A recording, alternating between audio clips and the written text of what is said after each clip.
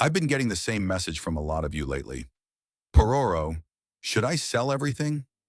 Pororo, is my money safe? Pororo, what happens to my investments if things get really bad? And honestly, I understand why you're asking. The news is loud, the world feels unstable, and nobody is giving you a straight answer.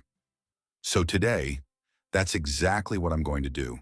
Not panic, not predictions, just the smartest, most rational order to protect and invest your money if things get significantly worse. Let me introduce you to Marcus. Marcus is smart. Marcus has savings. Marcus has been investing for 2 years. But Marcus saw the headlines this morning, and Marcus is currently refreshing his brokerage account every 4 minutes.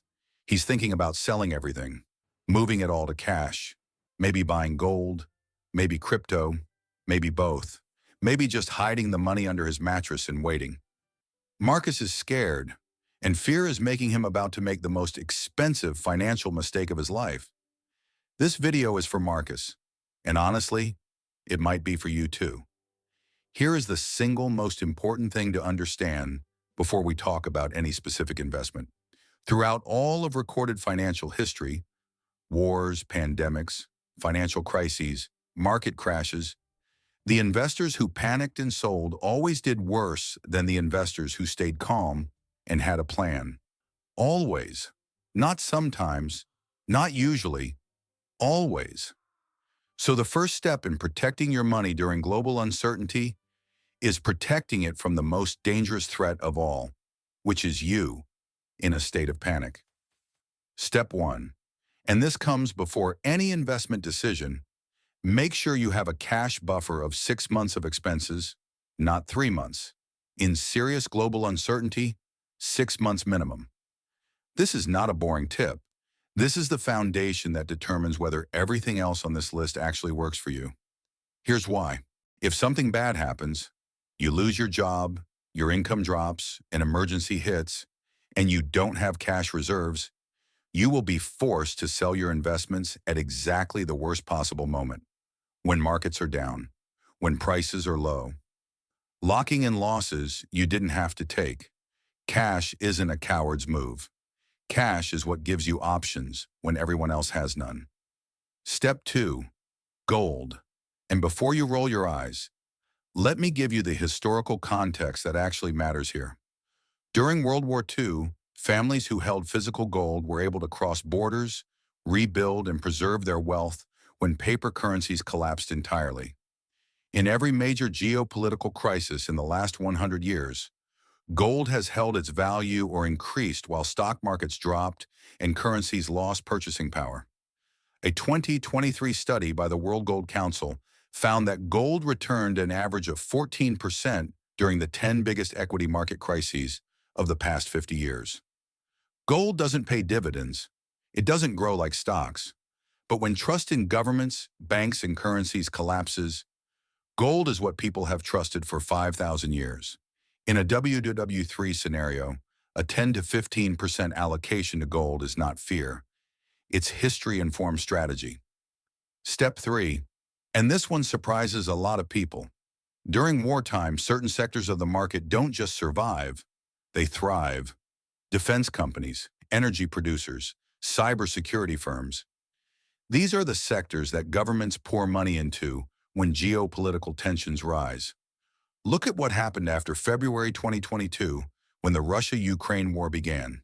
The S&P 500 dropped around 20%, but defense ETFs like ITA, the iShares U.S. Aerospace and Defense ETF, gained over 15% in the same period.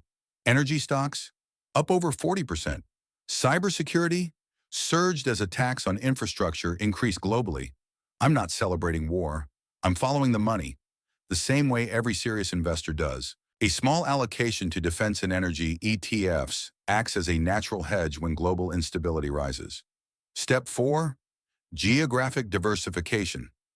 Most people in any given country have 80, 90, sometimes 100% of their investments tied to their home country's economy. And in normal times, that's manageable. But if World War III starts, your home country might not be the safest bet. Smart investors hold assets across multiple countries and currencies.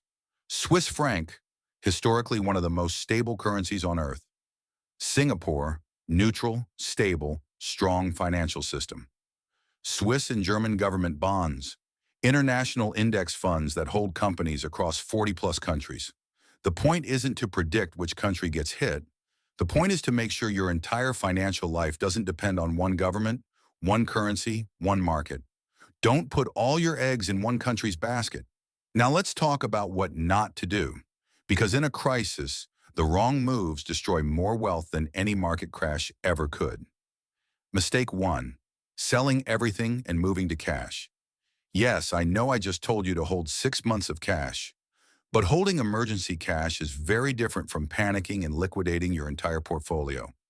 Inflation in wartime is brutal. Holding all your wealth in cash means watching it lose purchasing power every single month while you wait for things to calm down. Things might not calm down for years. And when they do, markets will have recovered and you will have missed the entire rebound. Mistake 2. Going all in on crypto.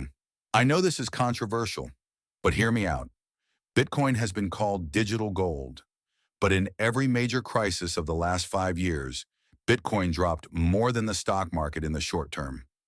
During the March 2020 COVID crash, Bitcoin fell over 50% in a single week. Crypto is a speculative asset with enormous volatility. A small position, maybe 5 to 10% of your portfolio, is a reasonable bet on the digital future.